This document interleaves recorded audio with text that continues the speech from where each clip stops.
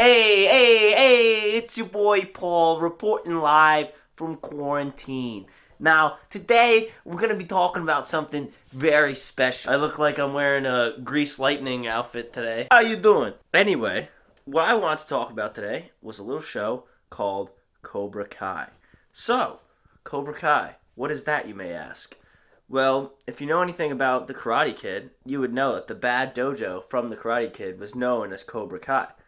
Karate Kid was a movie that came out in the 1980s that, was a cultural phenomenon starring Ralph Macchio, a kid who gets bullied by a bunch of karate bullies at his school, and a old karate master takes him under his wing and teaches him the way of karate. It was kind of like Rocky, but with teenagers. And if you've seen some of my older videos, you might know that I'm a big Karate Kid fan myself, which brings us back to Cobra Kai.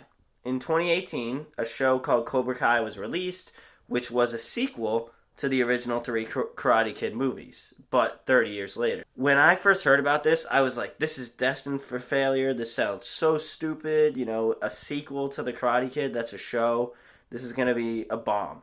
And I watched the first episode with my guard up here, like, this is going to be terrible. This is going to be terrible. But then I watched it and I was like, whoa, that was fantastic. Then I watched the next episode, and it was just amazing how we get to see these characters like Johnny Lawrence. You get to see his side of the story from the original movie. Maybe he wasn't the big bully that we all thought he was. Maybe there's more to his story.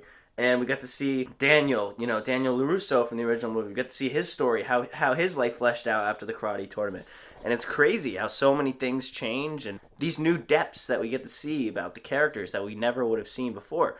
And not only that, but there's a whole new cast of new characters that are all around like 16, 17, 18 that are amazing. And we care about their storylines too. So it's really crazy that not only are they doing the old characters such justice, but now we have this whole new wave of youngsters that we actually care about and don't feel forced at all.